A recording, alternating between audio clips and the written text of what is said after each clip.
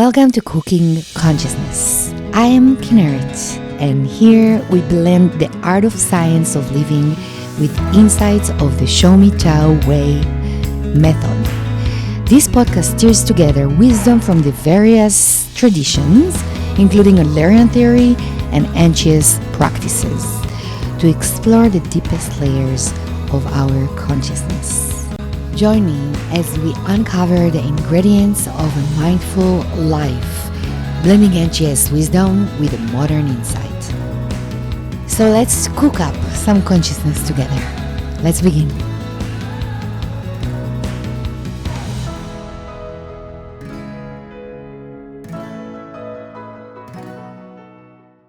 Welcome to Cooking Conscious, chapter number 2. Today, I invited Ilana Attali, my colleague, my friend. She's. I all the time say that because of her, I have Show Me. Because of her, this baby came to this world, and I'm very excited to have you here, Ilana. So thank you so much for inviting me to be with you. And as you were speaking, I saw the image of a hug, and it's exactly the way I feel. You cannot hug me without me getting the benefits. I cannot hug you without you getting the benefits. I mean, you can't give a hug. So whatever you feel, it's so mutual. You've given me in building this. You've given me more than I think I have learned in the years that have brought me to this. You know what? This is the magic of the Tao. Like, I feel the Tao taught me by exploring the Tao with you, because of you were like with so much passion and enthusiasm with all your knowledge, and you brought so much fire into the space. So I felt like I'm on fire, and I'm like, I want to know more about the Tao. I want to know more. And you know what I loved? Like right now, I understand that everyone has his own Tao. And what we did, it was just, creating some kind of a dance between ideas. And it wasn't only ideas. It was like, you're coming from a total different world than me. But the common field was the Chinese medicine. Like I'm coming from the theater and the psychodrama and the Adler parenting coach. And you're coming from science. And I felt that you brought so much enthusiasm. I felt like you're bringing something that I'm like eager to understand. And thank you for that. Thank you for this baby. It's funny that you say that, because we just met at a common friend's jewelry workshop. And then somehow we started talking, and you said you had one son and maybe you'd have another one. And then Ayala, the friend, said, this is a lady that has helped some women bring kids to the world. And, oh, really? Okay, whatever. But when actually we sat down and you came into the clinic, and then you told me also that you had studied Chinese medicine, I felt that your knowledge on the Tao was immense, or I don't know if it's the knowledge or your practice of the Tao. And so together it just was like, as you said, the flames, they sparked.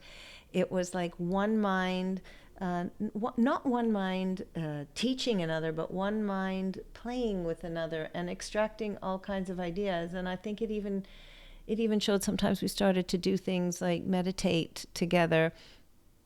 And we would say, okay, so what did you vision in your meditation? And it would be, I saw an eye. And I say, oh my God, I can't believe you said that, because I saw 15 eyes or something, but we both saw eyes. Do you remember that time? And it was like, oh wait, from everything we could have seen in the world, this is what we both saw. So it was interesting. it's meant to be, and I know that it's meant to be. And I feel like I just can say thank you, because I don't think I would be able to go through this journey without you. So thank you. Thank you very, very much. I actually gathered a few questions that I gathered questions that are intriguing. Because, we can talk forever about how we met, and we might do another chapter about that because we have a lot of stories, fun stories. But I want also to bring to this space some kind of questions that I encountered during the time that, I've been working with people, clients, as well as I'm sure that you have lots of experience about that as well. From your eyes, I would love to hear your experience about Show Me. Because as an acupuncture, and right now I know that you moved we were talking about that, and Ilana already just, she became a grandma, and ever since, her first grandchild, she's she took all the creativity into, and the Taoism creativity. It's so interesting because once you see the cigar, you cannot go back. And you will understand what I'm saying during the, future chapters. What does it mean, the cigar? But once you see the Tao, once you work with Tao, once you feel the Tao, you cannot go back. And I feel like right now you're taking the Tao into your own world as a grandmother. And you wrote a beautiful book about what? Tell me a little bit about that before we get into the meat of Show Me, intriguing questions. I want to hear a little bit about your creativity right now. Well, I guess going with the Tao, it just felt like there were the different phases in my life. And when we were together, the phase of creating something apart from the clinic, something that used the knowledge of the Tao, but in a way more expressive way that only, or I don't know, only, but that you brought forth because of your background and because of your playfulness. It was like so much fun to do. And then at one point I felt, I want you to take this, go with it, ride with it, because it was beautiful. I felt I was working on something else. And as you said, then my life circumstances changed, all kinds of things happened.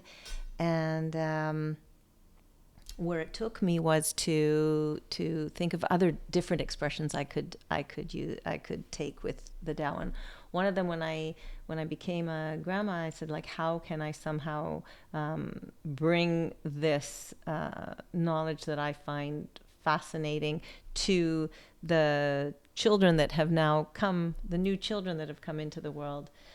So one of the, I made a little fan-shaped book, called it Do Be, which in Hebrew, a Do Be is a little teddy bear. But it's like on one side you have a word, and on the other side you have a form, like a mandala, a beautiful picture. So it's you do, and then you be, and then and then it gets more intricate, and on the other side you can actually put the mandalas together and create even something more beautiful. So how does that look like the Tao is because you start somewhere, you go with the flow, you see where it takes you, and if it feels good, and if other people are enjoying it, and if you're enjoying it, then you run with it. Yeah, I remember the doobie doobie doo. I remember that. Like, you had a quote, something about that, right? It's either you do or either you be, or you do and be. I think it was some sort of a funny thing. Somebody said do, and the other person said be, and then some singer or something wrote a song about doobie doobie doo or something like that. Yes. And I want to hear a little bit about the book. So, Shalva's Web. This is the book. Shalva's Web. If you don't know what Shalva means, in Hebrew, Shalva is peace, joy, calmness. Ilana, tell me a little bit about this beautiful book. It's a children book with beautiful pictures and drawings. Um, I want you to tell me a little bit about that. It was very similar to like how we started, in that I was in Israel on October 7th, and my world changed a lot since then. And I remember holding my granddaughter in my arms and having to run to a safe room, and then she's 2, and then coming out pretending like nothing happened and it's part of the play. And then when I came back to Canada, thinking, wow, here, like the kids do, are they the world that we're facing now? There is an evil element. I was very naive before. Yeah, maybe I knew there was evil, but it was like, it's far away from me, and if I don't look at it, then it doesn't exist. But somehow I felt that maybe I was a bit naive. So I just started playing again, and I just started writing a poem for my grandchildren. And then a friend of mine came to me and she said, wow, this poem is really nice.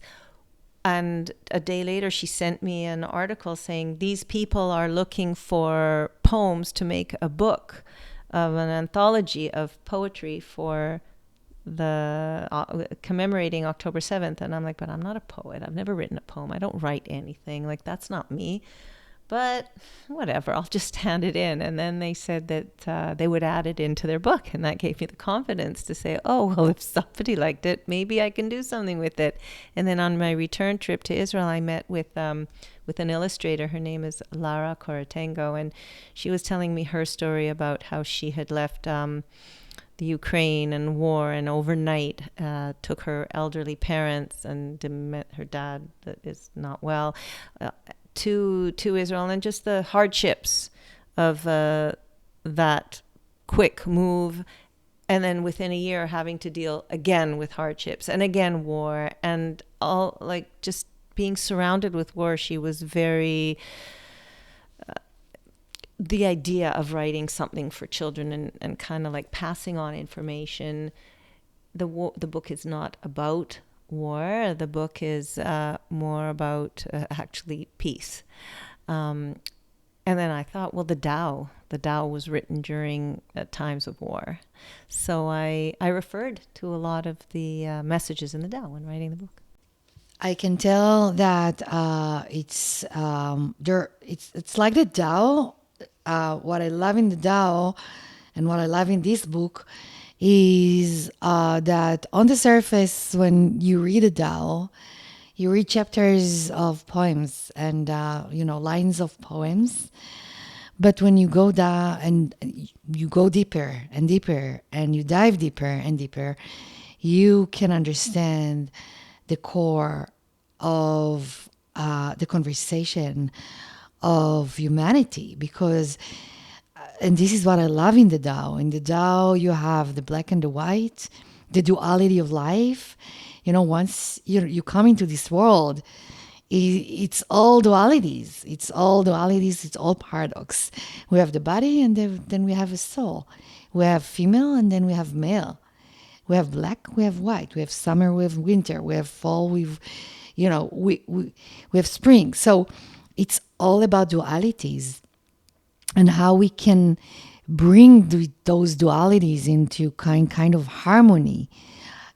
How we can create a dance between the shadows and our lights.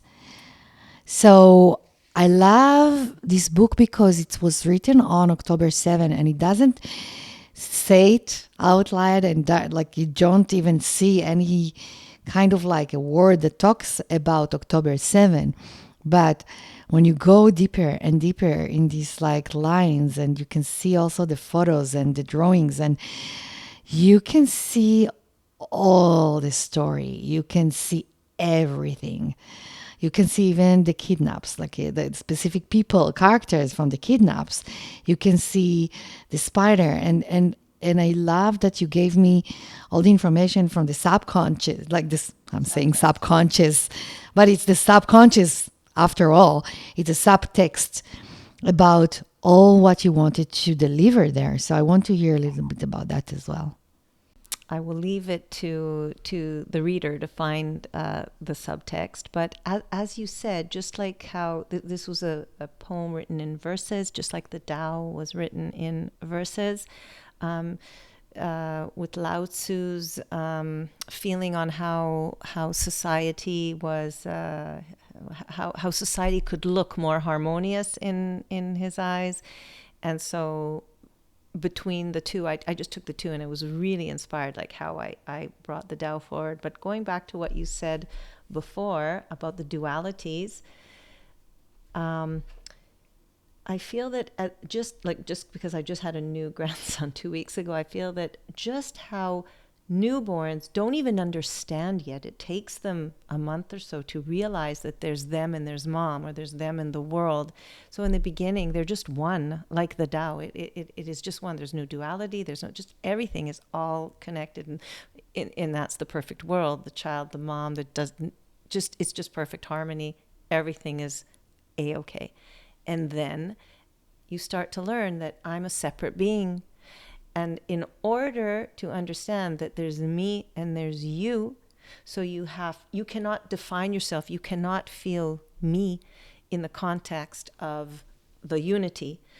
So by pinching yourself off and giving birth to yourself, you actually create that world of duality, me and the rest of the world, because otherwise you don't know who you are. Because you cannot define yourself in this like one big unit.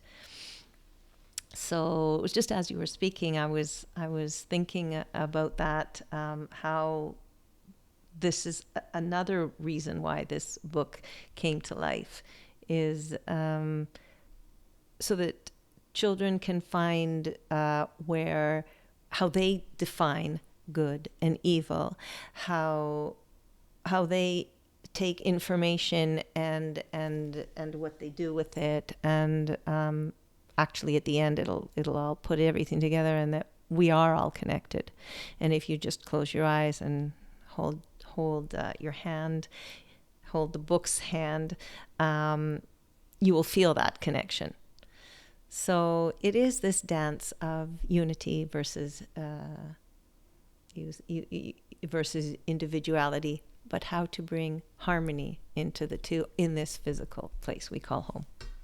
I love what you're saying, and it leads me to Show Me Tao Way, and it leads me to the process itself, because it's all about learning how to really start to understand that everything starts within us, and all the rest it's kind of a reflection. It's feedback from life to see what works, what doesn't work, what kind of like lessons should we learn right now from in this lifetime, in this life, in this chapter. Every time has a different chapter, and every person has a different way to learn this chapter. So this is what I love in the Tao. And I want to dive quick into those questions, and they will lead the conversation towards, the process itself, and we'll give some more answers. Are you ready? Ready. Okay. All right. So the first question will be, what is the biggest misconception people have about the Show Me Tao Way method? That's a big one. Do you want to start? Yeah, you start.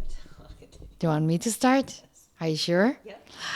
Okay, so the first misconception is, the Show Me Tao Way, by definition, it sounds like, show me Tao Way, come and I will show you the Tao. And sometimes I feel that we could tweak it a little bit and put the mind play as the big one, and the Show Me Tao Way as a smaller one. Maybe in the next printing, I'm going to do that, because it's not that I am explaining what the Tao is. It's like, I don't know your Tao. I really don't. Everyone has his own Tao. And Tao, by definition, it's very hard to explain what Tao is. There is a chapter in the Tao that says once you try to explain, what Tao is, it's not Tao anymore. So it's a tricky one. And as the Tao, it's all about the paradoxes, right? It's like about the dualities. So I feel sometimes that, it's very hard for me to explain what Tao means. They need to experience it. They need to experience that process, the people. And only when they experience the process, they get to understand that the Tao, I love to call it some kind of like, they find their way. They find their path. They find their own Tao. And how do they find it? It's kind of like, it's revealing. It's revealing by processing it. And it's kind of like a mind muscle that you need to understand how to activate. It's not easy to understand this process until you experience it. It's like a dance. You can sit and explain what dance is, but until you experience it, you don't need to explain it with words anymore. You just need to experience it. So this is what I feel sometimes. It's kind of like a tricky part for me to deliver the message of what Tao means. So the biggest misconceptions that I've encountered, they're with clients that would look at me and go, "What are you doing? Why are you showing me a card? Why are you asking me questions about what I see in a picture? Like, I just want to fall pregnant, or I just want to get rid of my headaches. Like, what does this have anything to do with it?" And so it was. I feel that in understanding that sometimes you have to lose yourself in order to find yourself. When you look at a picture, or you will let go of your common regular way of finding answers, sometimes explore out of yourself. When you're looking at a picture, when you're reading a text, then you can leave yourself for a minute and talk about the picture, but you can never, ever, ever leave yourself, because there is nothing out there. It is all in here. But for a moment, you sort of forget.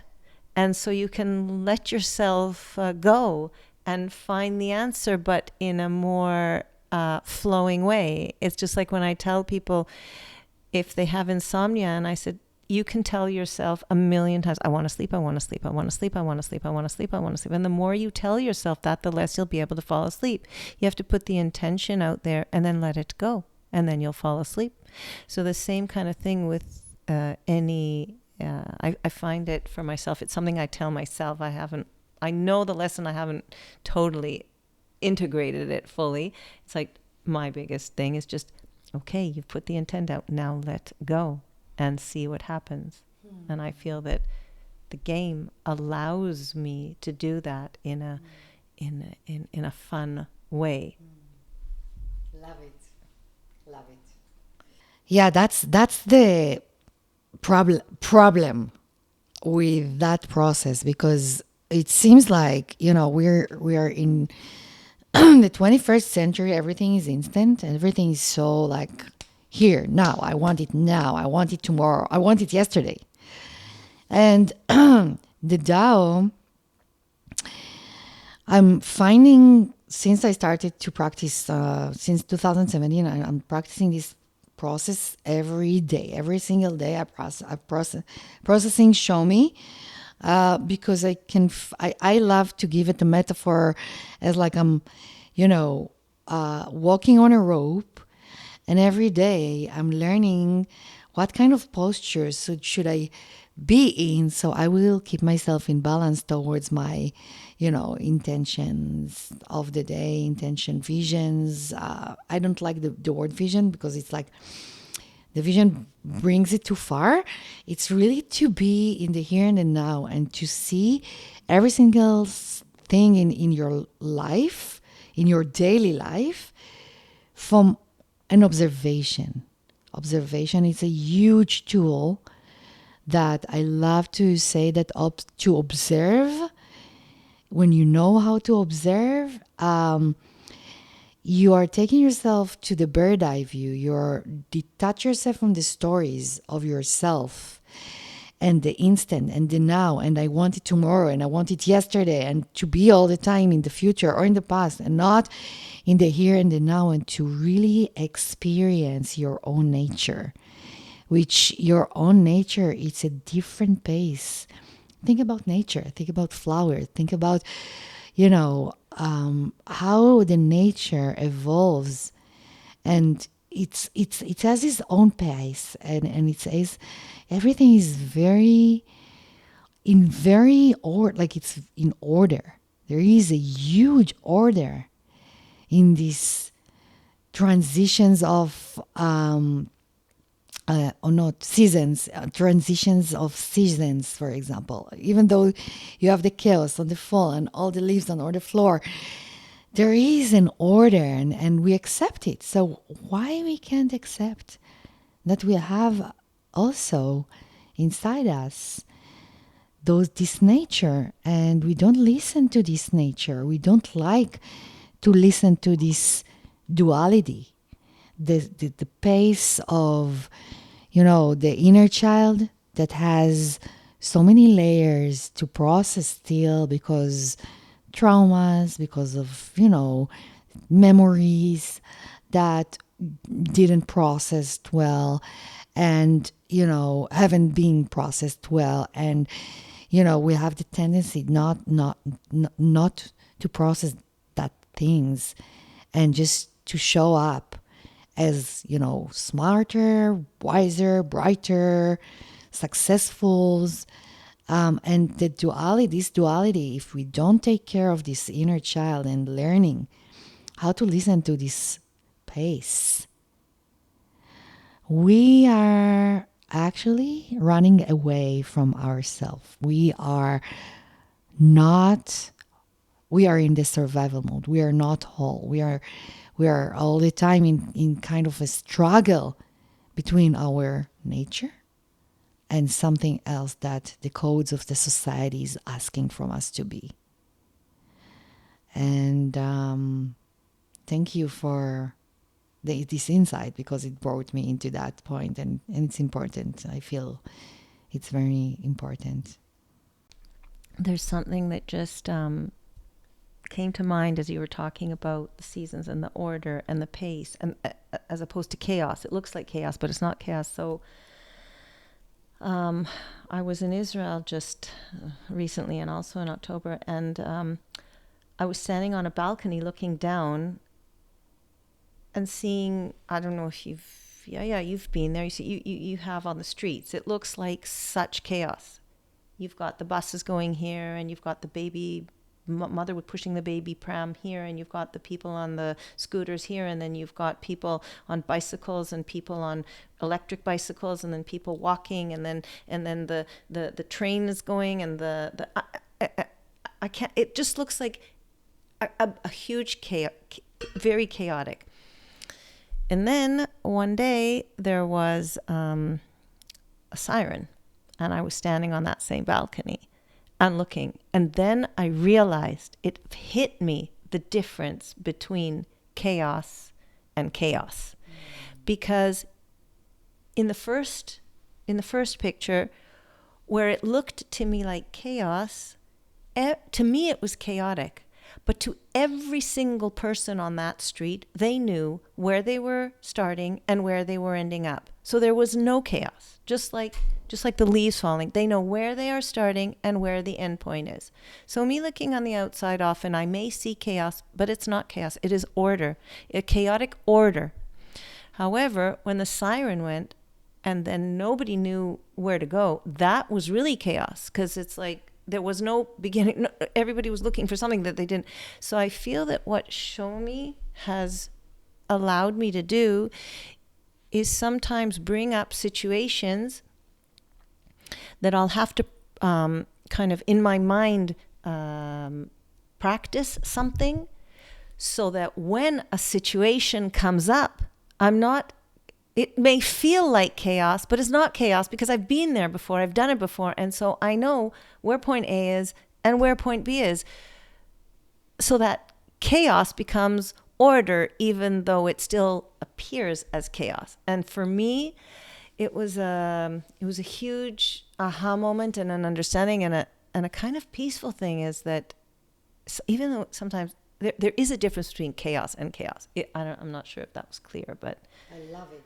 so that's what Show Me has really helped me with that. You know, it's funny because I'm considered, you know, I have the ADHD, the ADD, whatever, it's there.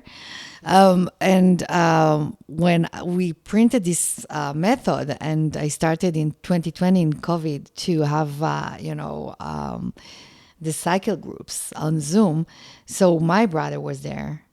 And my brother, I have a big history with my brother. He's a smart person. At home, he's the gifted one.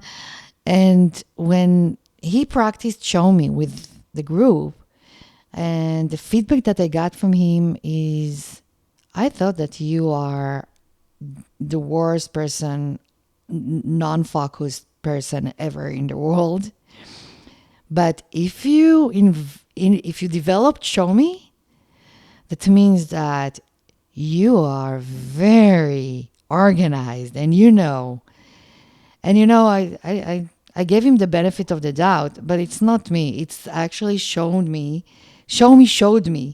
the order of nature and how to be free, and each one of the steps on the rope, and how to express myself freely, because it's an order that I can trust, because it's an order that the Chinese 3,000 years ago made this order from observation, from observing the nature, and to see how the seasons and how the elements are nourishing each other. And now they need also to restrict the elements, so each element will be balanced. We have the nourishment and we have the restriction.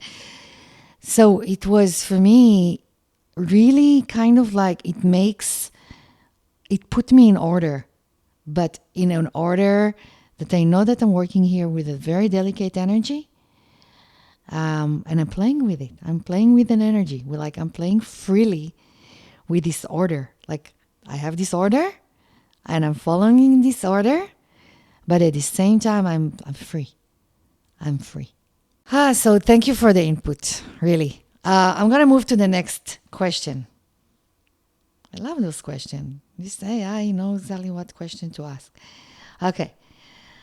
When did you last feel that you were completely misunderstood in your work? I think we just said it, right? Okay, let's move to the other one.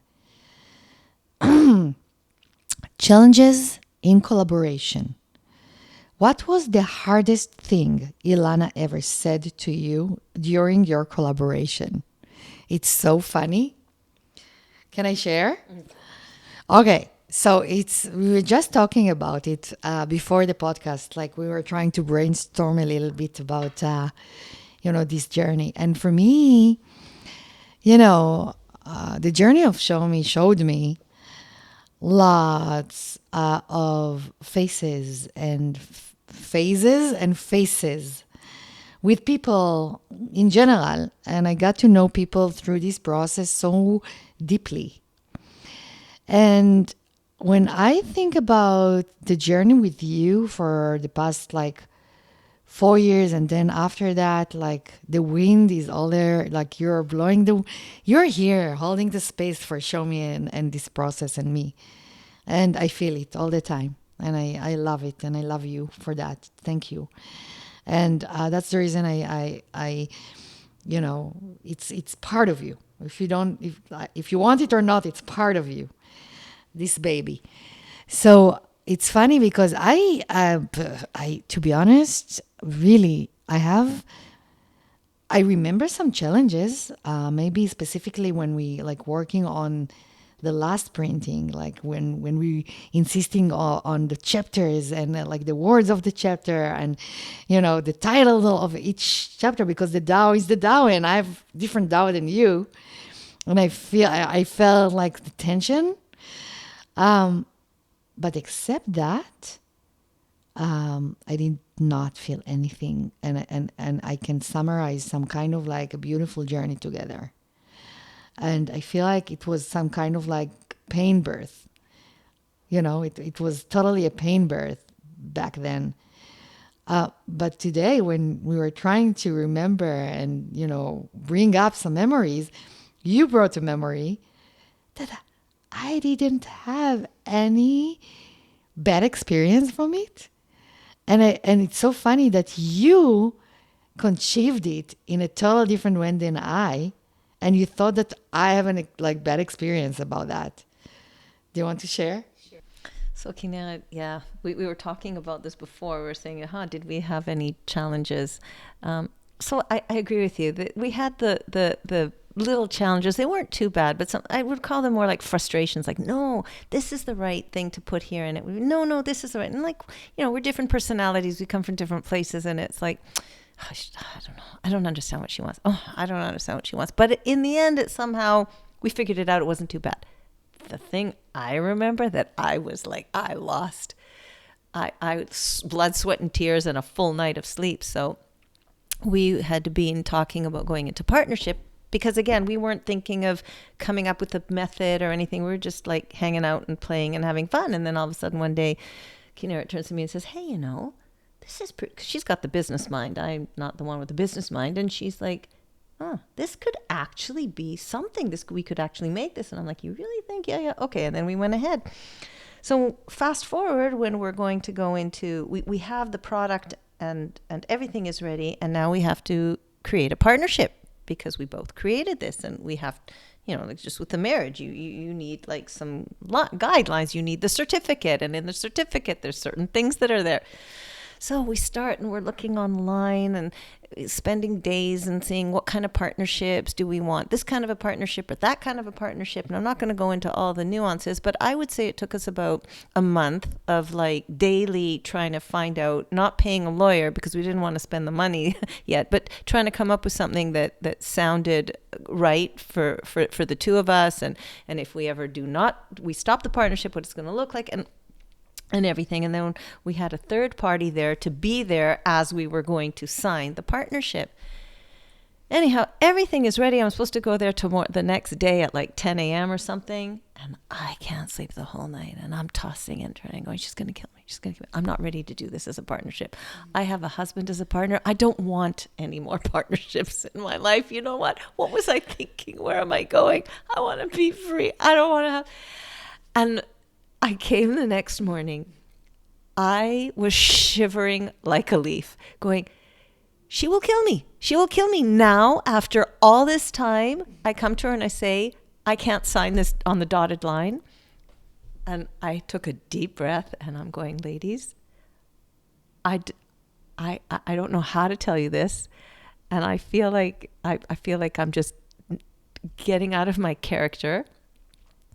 Because if I promise something that I will do it, but I can't go through with this. And they're like, what happened? What happened? And I'm going like, I can't sign the dotted line. I don't want a partnership. I want each of us to take this and fly with it the way they see, the way they know how, I can't sign it. And they both looked at me and they go, oh, okay, so let's do it that way. And I'm like, that was all? I was expecting that it would be a shit show. And all it was like, okay, So let's do it that way. And then we both took the thing and flew. And Kinera didn't even she didn't realize. It was like just the difference in perspective on how I took something so hard that. But we flew from there. I think that was a decision of the Tao, like being, allowing yourself, like. I want to say something about it. It's so interesting. First of all, yes, that's your perspective, that's your story, and it's so interesting that you brought it up and we could see that it's your story. And I don't remember, like I remember, but it wasn't something that I was scary or needed to process or do something about it. But it brought me into something, some kind of like, thought that it's important to bring it up here. When I'm working with clients, and when I work with Eitan, my partner, and we do Show Me every week as a maintenance, and we don't need any other therapists. Like really, this is our therapist sessions. So what I'm finding out is to understand that in order to create a healthy relationship is really to embrace the gap that is there in between two sides. And when I say embracing the gap, it's either you judge what is there or you are accepting it and you're creating some kind of like practicing mind muscle to create, the compassion, the acceptance, to peel layers of, the grief or the holding, the places of the metal element that is like to places that layers that they don't belong to us anymore, but we hold them very tight because we are afraid to let them go. And by that we are, not getting into this place of integrity. And I'm finding that that's the secret, is to really learn. First of all, the first step is to understand that there is a gap and to embrace this gap instead of fight or judge this gap. And the next step is to really allow this gap to get closer and closer and closer. So the dance will be easier instead of like pulling to the fight flight. What is fight flight? What is the survival? The survival is like to take this gap and to judge it and to pour into this gap all the blame, all the game, all the shit and shame and guilt, all those. So we all have gaps, and also inside us there is a gap between the inner child who is like holding and afraid sometimes to express because of past experiences or lack of tools, and the higher self, which is sometimes prefer to put the mask and to show up in a way that eradicating and doesn't want to express this vulnerability or whatever this child wants to express. So the gap is not only between two people. The gap starts within. And that's what Show Me shows, how to really narrow the gap, to work with this gap, and to create a dance in this gap between two sides instead of fight and war. Yeah, I hear you. So you're right. Initially, I thought that the gap was between me and the other, and then I realized only later that the gap was between me and myself, because I had held myself to this if I had promised something, if I had said something, it has to be, I cannot change it because everybody's counting on me, and I can't change it, whatever, instead of really looking inside and saying, but does it really fit me? Is it really something that, and I think that when you I've always wanted to be, let's just have harmony, let everybody feel good, sometimes on the expense of my own self. And then I realized, well, but if I really feel good, and I learned that through you, Kinneret, and I have you to thank for that, because I saw when I came not from a place of, when I really came from a place of, look, this is really going to make me feel good. You were just like, well, it makes me feel good too. And I can't know because we hadn't gone the other route, but I have a feeling that if we had gone the other route and I was not happy with it, I don't know if we could have soared, and you could have taken it to the Dominican Republic and created the work you do with the Shinshinim and done the podcast that you're doing. I mean, I feel that in that moment, I left my nature, what I thought was my nature, for a minute, and I listened to the Tao, and I said, there's an inner voice really shouting here, and it will be okay. And then you strengthened that in me by showing me that it was okay. And then I have now the history, the look, to look forward and see it was right, because beautiful things had come from that apparent chaotic moment. Ilana, it's so funny. I feel like we closed something here, right? We were talking about something that through those questions, we are closing something here, and we are starting something here. And I really love this conversation, and it's a really beautiful, open conversation, honest conversation about humanity, about the journey, that it's okay sometimes to say goodbye, to get divorced, and to live in peace, and to create beautiful dance, whatever. And I want to thank you. For me, that you are a unique person in my life. You were and you will always be. And I want to thank you for your beautiful, loving, caring, and soul that it's like, this process, you cannot lie. Everything is here. All the cards are on the table. And this is what I love in this relationship, because I feel like you're bringing your honest, deepest, beautiful soul into this podcast, and the facts are talking by themselves. So thank you so much for that, Ilana. אני אוהבת אותך מאוד, נשמה. I used to avoid conflict at any measure. And working together on this, we often had conflicting ideas. Not often, sorry. Sometimes. It wasn't often, really. We sometimes had conflicting ideas. And you allowed me to get angry.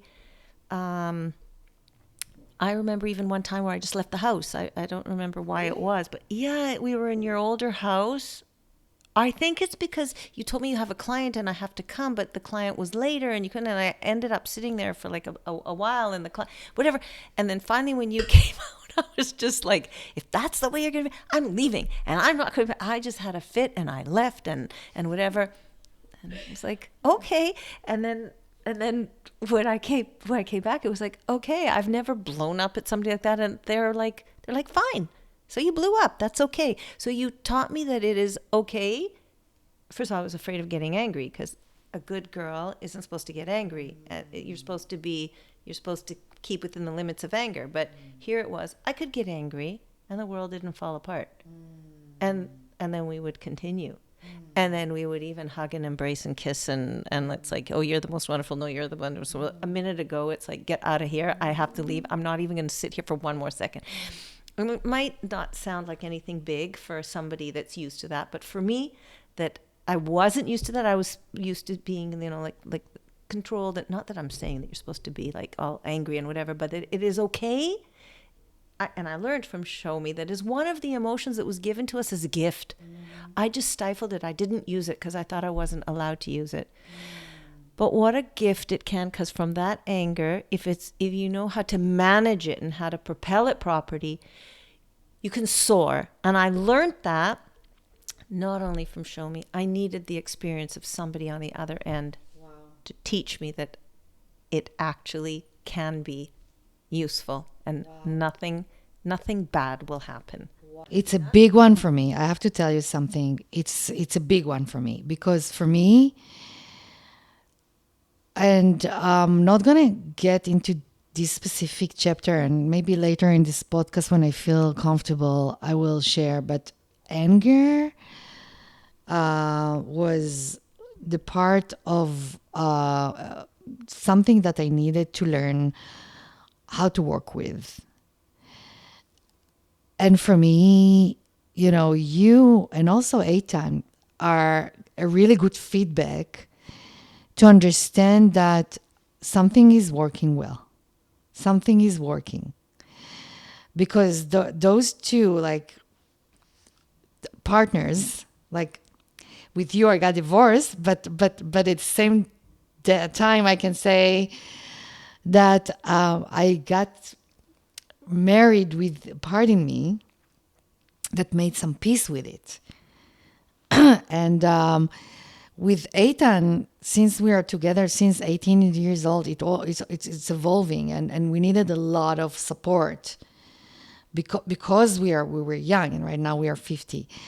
And anger, you know that anger sits with this inner child and all the elements of the inner child. And as you know, I'm working with Show Me as a practitioner, like with the inner child mostly. So for me, it's a big feedback to receive from you that this inner child and this anger energy is in a way got into the right place to learn how to make peace with some parts in the puzzle. And it's important for me to hear that from you. תודה רבה על זה, ממש. I love you. So, wow. I didn't know that this podcast will go to that place. But I think we need to finish right now because it's been a long journey. I would be very happy to have you again and to dive deeper to, when I lead the process through this podcast, I would love to get some more, information and knowledge from you, from your science, from your beautiful mind and brain that is like blowing me up every time you speak about this knowledge. But I'm very happy that you came, and I'm very happy that we were talking about that, about the framework, about this journey. And as I said, Show Me wouldn't be able to be here without you. So thank you. And this would not be here without you, because I don't know if you know this, but you believed in me before I believe in me.